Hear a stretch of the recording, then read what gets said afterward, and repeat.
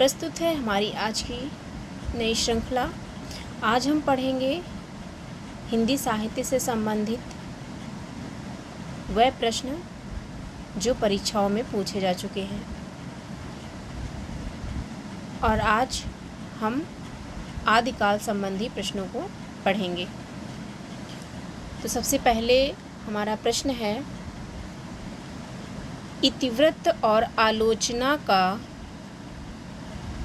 समवेत रूप होने से वह इतिहास आज भी प्रकाश स्तंभ बना हुआ है। इतिवृत्त और आलोचना का समवेत रूप होने से वह इतिहास आज भी प्रकाश स्तंभ बना हुआ है।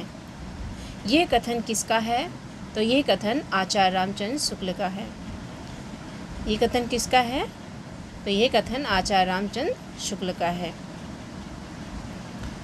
अगला प्रश्न है, हिंदी साहित्य के इतिहास में आदिकाल के लिए आधार काल नाम दिया है। तो हिंदी साहित्य के लिए आदिकाल के लिए आधार काल नाम किसने दिया? तो इसका सही जवाब है डॉक्टर मोहन अवस्थी। डॉक्टर मोहन अवस्थी ने आदिकाल को आधार काल कहा है। इसके अलावा आदिकाल को आधार काल सुमन राजे ने भी कहा है। किसने कहा है? तो सुमन राजे ने भी आदिकाल को आधार काल नाम दिया है। हमारा अगला प्रश्न है, रामचंद्र शुक्ल का साहित्य इतिहास ग्रंथ हिंदी साहित्य का इतिहास नागरी प्रचारणी सभा से प्रकाशित हिंदी शब्द सागर की भूमिका में ... शीर्षक से लिखा गया था। तो किस शीर्षक से लिखा गया था? इसका सही जवाब है हिंदी साहित्य का विकास। हिंदी साहित्य का विकास शीर्षक से लिखा गया था। हमारा अगला प्रश्न है, a dictionary of English and Hindustani के लेखक हैं। A dictionary of English and Hindustani के लेखक हैं। तो इसका सही जवाब है जॉन गिलक्राइस्ट। जॉन गिलक्राइस्ट ने a dictionary of English and Hindustani नामक पुस्तक लिखी है। हमारा अगला प्रश्न है, मिश्र बंधु द्वारा रचित नहीं है। तो मिश्र बंधु द्वारा पृथ्वी कल्प रचना, ये मिश्र बंधु की रचना नहीं है। अगला प्रश्न है, एशियाटिक सोसाइटी ऑफ बंगाल की पत्रिका के विशेषांक के रूप में निकलने वाला हिंदी साहित्य का इतिहास है। फिर से सुनिएगा, एशियाटिक सोसाइटी ऑफ बंगाल की पत्रिका के विशेषांक के रूप में निकलने वाला हिंदी साहित्य का इतिहास है। तो वो कौन सा हिंदी साहित्य का इतिहास है जो एशियाटिक सोसाइटी ऑफ बंगाल पत्रिका के विशेषांक के रूप में निकला था? तो वो है the modern vernacular literature of Hindustan. और इसके राइटर कौन है? तो इसके राइटर हैं ग्रियर्सन। कौन है? ग्रियर्सन। इसके राइटर है ग्रियर्सन। अगला प्रश्न है, हिंदी काव्यधारा के संग्रहकर्ता साहित्यकार का नाम है। हिंदी काव्यधारा के संग्रहकर्ता साहित्यकार का नाम है। तो इसका सही जवाब है महापंडित राहुल सांकृत्यायन। महापंडित राहुल सांकृत्यायन, इन्होंने हिंदी काव्यधारा नामक रचना लिखी। अगला प्रश्न है,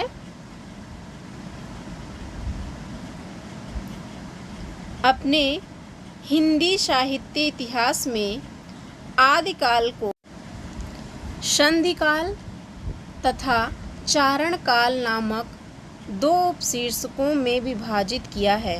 फिर से सुनिएगा, अपने हिंदी साहित्य इतिहास में आदिकाल को संधिकाल तथा चारणकाल नामक दो उपशीर्षकों में विभाजित किया है। तो इसका सही जवाब है डॉक्टर राम कुमार वर्मा। डॉक्टर राम कुमार वर्मा ने आदिकाल को संधिकाल तथा चारणकाल नामक दो उपशीर्षकों में विभाजित किया है।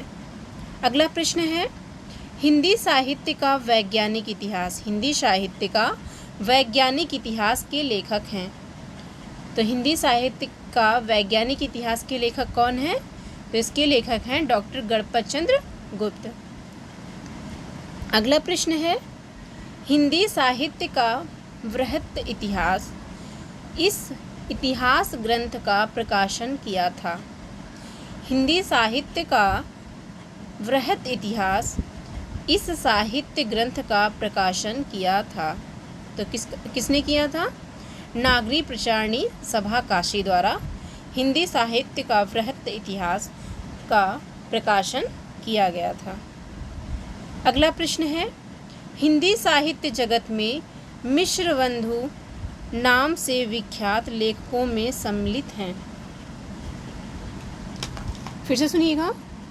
हिंदी साहित्य जगत में मिश्र बंधु नाम से विख्यात लेखकों में सम्मिलित हैं। तो कौन कौन से लेखक हैं? गणेश बिहारी मिश्र, श्याम बिहारी मिश्र और सुखदेव बिहारी मिश्र। ये तीनों मिश्र बंधु नाम से विख्यात हैं। हमारा अगला प्रश्न है, मिश्र बंधु ने रीतिकाल को नाम दिया। मिश्र बंधु ने रीतिकाल को क्या नाम दिया? तो मिश्र बंधुओं ने रीतिकाल को अलंकृत काल नाम दिया। क्या नाम दिया? तो अलंकृत काल नाम दिया। हमारा अगला प्रश्न है, हिंदी साहित्य और संवेदना का विकास रचना है। हिंदी साहित्य और संवेदना का विकास रचना है। तो ये किसकी रचना है? ये रचना है डॉक्टर रामस्वरूप चतुर्वेदी की। हिंदी साहित्य और संवेदना का विकास रचना रामस्वरूप चतुर्वेदी की है।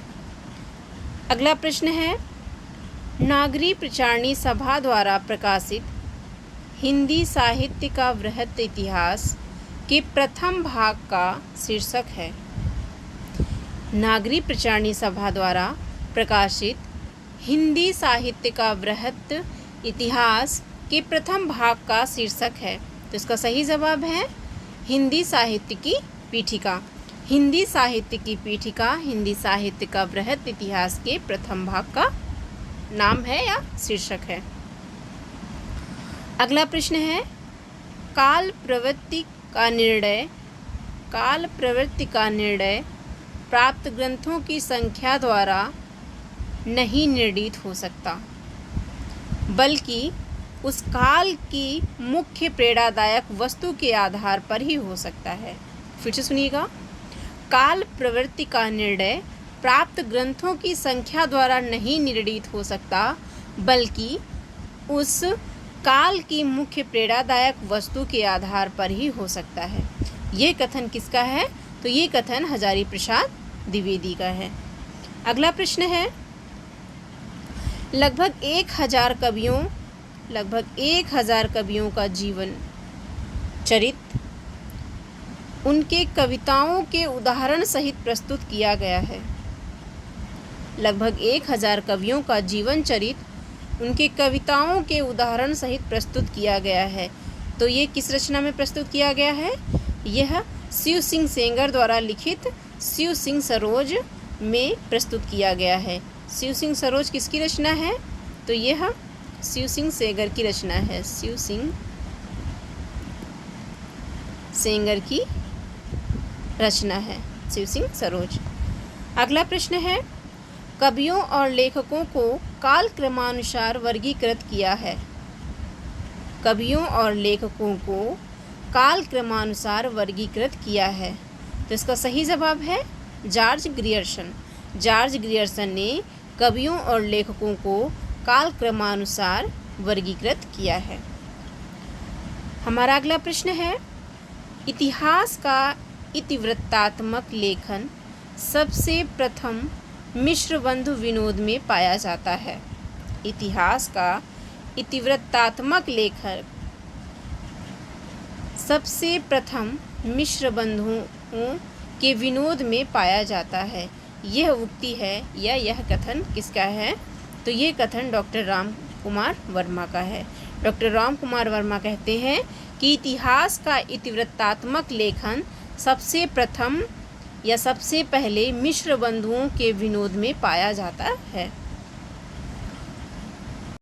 हमारा अगला प्रश्न है, मिश्र बंधु विनोद के प्रथम 3 भागों का प्रकाशन संवत 1970 यानी सन 1913 ईस्वी में और चतुर्थ भाग का प्रकाशन हुआ। यानी मिश्र बंधु विनोद के जो प्रथम 3 भाग थे उनका प्रकाशन 1913 ईस्वी में और संवत 1970 ईस्वी में हुआ, जबकि चतुर्थ भाग का प्रकाशन हुआ तो कब हुआ? ये संवत 1991 में हुआ और सन क्या था? सन 1934 ईस्वी था। तो चौथे भाग का प्रकाशन सन 1934 ईस्वी में हुआ और संवत अगर पूछा जाए तो 1991 है। अगला प्रश्न है, वह विद्वान जिसने हिंदुस्तानी को सर्वप्रथम हिंदी कहा। वह विद्वान जिसने हिंदुस्तानी को सर्वप्रथम हिंदी कहा, तो वो कौन सा विद्वान था? वो गिलक्राइस्ट था। गिलक्राइस्ट ने सर्वप्रथम हिंदुस्तानी को हिंदी कहा था। अगला प्रश्न है, हिंदी साहित्य का आलोचनात्मक इतिहास के लेखक हैं। हिंदी साहित्य का आलोचनात्मक इतिहास के लेखक हैं, तो इसका सही जवाब है डॉक्टर रामकुमार वर्मा। डॉक्टर रामकुमार वर्मा हिंदी साहित्य का आलोचनात्मक इतिहास के लेखक हैं। अगला एक कथन है, मैं इस्लाम के महत्व को भूल नहीं रहा हूँ, लेकिन जोर देकर कहना चाहता हूँ कि अगर इस्लाम ना आया होता तो भी इस साहित्य का 12 आना वैसा ही होता जैसा आज है। हिंदी के भक्ति आंदोलन के संदर्भ में ये कथन है, तो ये कथन आचार्य हजारी प्रसाद द्विवेदी का है। किसका है? ये आचार्य हजारी प्रसाद द्विवेदी का है। अगला प्रश्न है, रीतिकाल को सर्वप्रथम श्रृंगार काल नाम रखने का सुझाव दिया। रीतिकाल को सर्वप्रथम श्रृंगार काल नाम रखने का सुझाव दिया। तो सुझाव तो आचार्य रामचंद्र शुक्ल ने दिया था। किसने दिया था? आचार्य रामचंद्र शुक्ल ने दिया था। जबकि रीतिकाल को श्रृंगार काल कहा किसने था? आचार्य विश्वनाथ प्रसाद मिश्र ने। तो इन्होंने श्रृंगार काल कहा था। इन्होंने श्रृंगार काल कहा था। तो यहाँ पे ये इसका आंसर गलत है कि सुझाव आचार्य विश्वनाथ प्रसाद मिश्र ने दिया था, जबकि सुझाव किसने दिया था? रीतिकाल को सर्वप्रथम श्रृंगार काल नाम रखने का सुझाव आचार्य रामचंद्र शुक्ल ने दिया था। उन्होंने कहा था कि यदि इसे कोई श्रृंगार काल कहे तो कह सकता है। तो ये सुझाव आचार्य रामचंद्र शुक्ल ने दिया था। और रीतिकाल को श्रृंगार काल सर्वप्रथम कहा किसने? तो ये कहा था आचार्य विश्वनाथ प्रसाद मिश्र ने। तो ये इसका सही जवाब है। अगला प्रश्न है, गाशा दत्तासी के इतिहास ग्रंथ इस्तवार द ला लिटरेचर इंदुई ए हिंदुस्तानी का दूसरा संस्करण प्रकाशित हुआ था। तो गाशा दत्तासी के इतिहास का दूसरा संस्करण कब प्रकाशित हुआ था?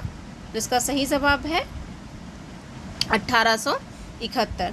1871 में गाशा दत्तासी के इतिहास ग्रंथ इस्तवार द ला लिटरेचर इंदुई ए हिंदुस्तानी का दूसरे संस्करण का प्रकाशन हुआ था। अगला प्रश्न है, रामचंद्र शुक्ल का हिंदी साहित्य का इतिहास पहले ... ग्रंथ की भूमिका के रूप में छपा था। तो इसका सही जवाब है हिंदी शब्द सागर की भूमिका के रूप में। हमारा अगला प्रश्न है, रामचंद्र शुक्ल के अनुसार शिव सिंह सरोज में गिनाए गए ग्रंथ हैं। रामचंद्र शुक्ल के अनुसार शिव सिंह सरोज में गिनाए गए ग्रंथ हैं?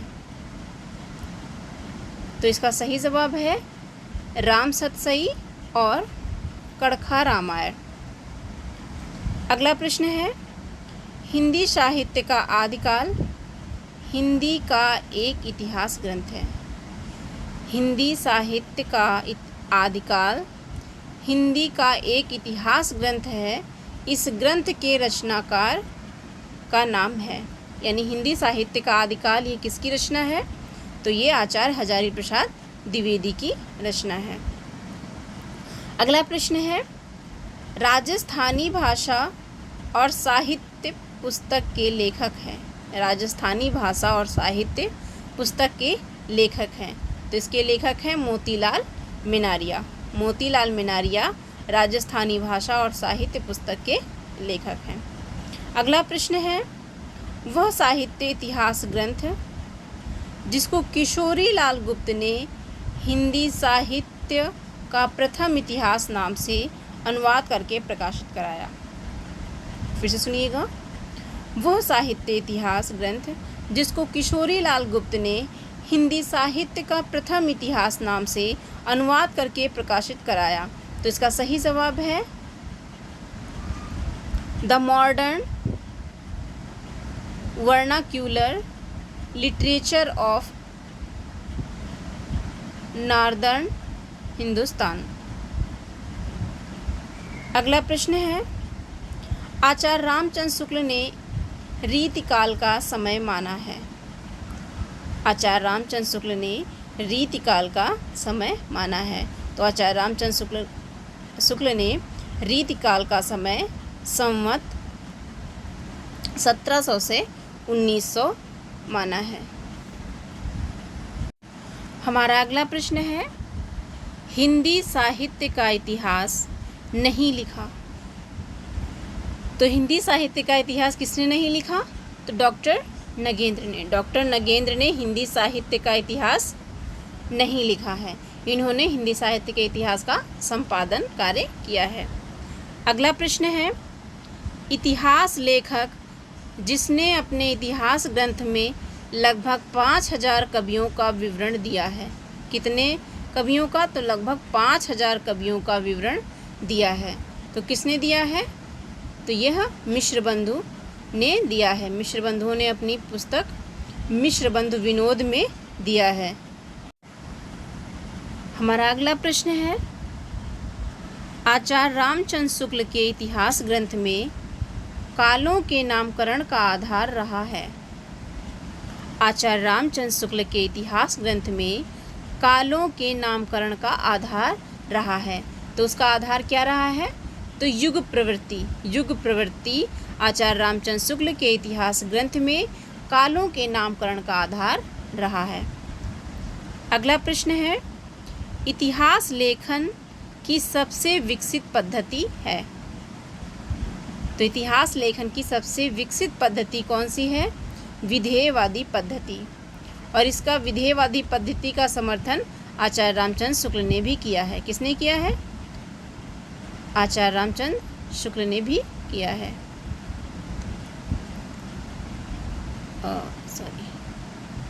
शुक्ल ने किया है। आचार्य रामचंद्र शुक्ल ने विधेयवादी पद्धति को अपनाया भी है और इसका समर्थन भी किया है। अगला प्रश्न है, भारतीय साहित्य की भूमिका के लेखक हैं। भारतीय साहित्य की भूमिका के लेखक हैं। तो इसका सही जवाब है रामविलास शर्मा। रामविलास शर्मा भारतीय साहित्य की भूमिका के लेखक हैं। हमारा अगला प्रश्न है, वह साहित्य इतिहासकार जिसने अपने इतिहास ग्रंथ में हिंदी के गद्य साहित्य को गद्य का आविर्भाव, गद्य का प्रवर्तन, गद्य का प्रसार और गद्य की वर्तमान गति नामक खंडों में विभक्त करके विवेचित किया है। तो इसका सही जवाब है आचार्य रामचंद्र शुक्ल ने। आचार्य रामचंद्र शुक्ल ने अपने इतिहास ग्रंथ में हिंदी के गद्य साहित्य को गद्य का आविर्भाव, गद्य का प्रवर्तन, गद्य का प्रसार और गद्य की वर्तमान गति नामक खंडों में विभक्त कर विवेचित किया है। अगला प्रश्न है, हिंदी साहित्य के उत्तर मध्यकाल को कला काल नाम देने वाले विद्वान हैं। हिंदी साहित्य के उत्तर मध्यकाल यानी रीतिकाल, उत्तर मध्यकाल यानी रीतिकाल को ही उत्तर मध्यकाल कहा जाता है। तो उत्तर मध्यकाल को या रीतिकाल को कलाकाल किसने दिया नाम? तो ये नाम रमाशंकर शुक्ल रसाल ने दिया।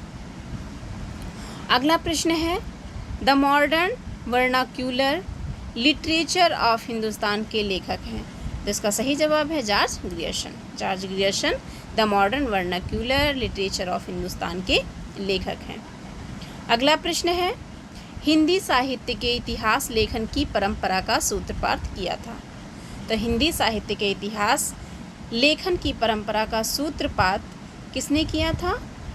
तो वो किया था गारशादा तासी ने हिंदी साहित्य के इतिहास लेखन की परंपरा का सूत्रपात किया था। अगला प्रश्न है, हिंदी साहित्य के उत्तर मध्यकाल को अलंकृत काल किसने कहने वाले विद्वान हैं? यानी हिंदी साहित्य के उत्तर मध्यकाल को अलंकृत काल कहने वाले विद्वान हैं। तो अभी इसके पहले भी हमने पढ़ा कि रीतिकाल को, अभी मैंने बताया कि उत्तर मध्यकाल किसे कहा जाता है? रीतिकाल को किसे कहा जाता है? रीतिकाल को ही उत्तर मध्यकाल कहा जाता है। और तो रीतिकाल या उत्तर मध्यकाल को अलंकृत काल नाम किसने दिया? तो वो दिया था मिश्रबंधु विनोद ने। हमारा अगला प्रश्न है, हिंदी साहित्य का आरंभ 693 ईस्वी से मानने वाले इतिहासकार हैं। हिंदी साहित्य का आरंभ 693 ईस्वी से मानने वाले इतिहासकार हैं। तो इसका सही जवाब है डॉक्टर रामकुमार वर्मा। अगला प्रश्न है, वह विद्वान जिसने हिंदी साहित्य के उत्तर मध्यकाल को रीतिकाल कहा। अभी मैंने उसके ऊपर बताया ना कि उत्तर मध्यकाल को ही रीतिकाल कहा जाता है। अब यहाँ पर वही प्रश्न आ गया कि उत्तर मध्यकाल को रीतिकाल किसने कहा? तो उत्तर मध्यकाल को रीतिकाल आचार्य रामचंद्र शुक्ल ने कहा है। अगला प्रश्न है, वर्ण क्रमानुसार लिखा गया हिंदी साहित्य का इतिहास का प्रथम ग्रंथ है। वर्ण क्रमानुसार लिखा गया हिंदी साहित्य के इतिहास का प्रथम ग्रंथ है। तो इसका सही जवाब है इस्तवार द लिटरेचर एंदुई हिंदुस्तानी। हमारा अगला प्रश्न है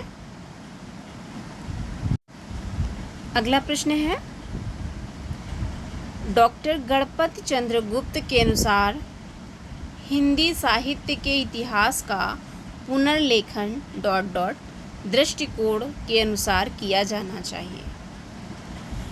फिर से सुनिएगा, डॉक्टर गणपत चंद्र गुप्त के अनुसार हिंदी साहित्य के इतिहास का पुनर्लेखन किस दृष्टिकोण के अनुसार किया जाना चाहिए? तो इसका सही जवाब है स्वतंत्र, तटस्थ एवं संतुलित दृष्टि से। गणपत चंद्र गुप्त के अनुसार हिंदी साहित्य के इतिहास का पुनर्लेखन स्वतंत्र, तटस्थ एवं संतुलित दृष्टि से करना चाहिए। हमारा अगला प्रश्न है, आचार्य शुक्ल की ऐतिहासिक दृष्टि प्रदान करती है। तो आचार्य रामचंद्र शुक्ल की ऐतिहासिक दृष्टि क्या प्रदान करती है? तो इसका सही जवाब है युग की परिस्थितियों को प्रमुखता प्रदान करती है। आचार्य रामचंद्र शुक्ल की ऐतिहासिक दृष्टि युग की परिस्थितियों को प्रमुखता प्रदान करती है। अगला प्रश्न है, ऐतिहासिक कालक्रम के अनुसार गलत नामकरण है। ऐतिहासिक कालक्रम के अनुसार गलत नामकरण है, तो वह रीतिकाल को कहा गया है। रीतिकाल ऐतिहासिक कालक्रम के अनुसार गलत नामकरण माना गया है। अगला प्रश्न है, वह लेखक जिसने कालों की रचनाओं की विशेष प्रवृत्ति के अनुसार उनका नामकरण किया है। वह लेखक जिसने कालों की रचनाओं की विशेष प्रवृत्ति के अनुसार उनका नामकरण किया है। तो इसका सही जवाब है आचार्य रामचंद्र शुक्ल।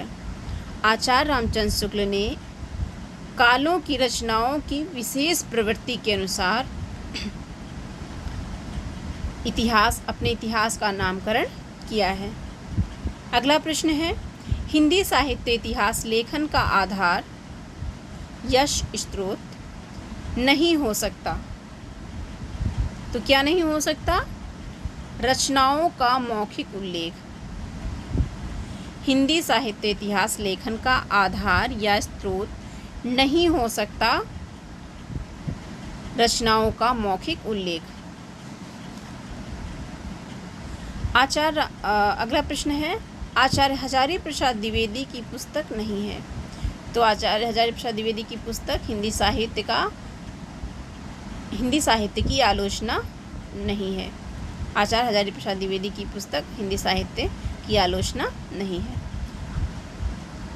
हमारा अगला और अंतिम प्रश्न है, आचार्य रामचंद्र शुक्ल के अनुसार आदिकाल का समय है। तो आचार्य रामचंद्र शुक्ल के अनुसार आदिकाल का समय क्या है? तो इसका समय है संवत 1050 से 1375 विक्रम। संवत 1050 या 1050 कह सकते हैं। तो 1050 से 1375 विक्रम माना है। किसने माना है? आचार्य रामचंद्र शुक्ल ने आदिकाल का समय माना है। तो ये थी हमारी आज की क्लास आदिकाल से संबंधित। कैसी लगी ज़रूर बताइएगा, और अगर हमारी ये क्लास आपको अच्छी लगी हो तो हमारे चैनल को लाइक एंड सब्सक्राइब करिए। धन्यवाद। जय हिंद।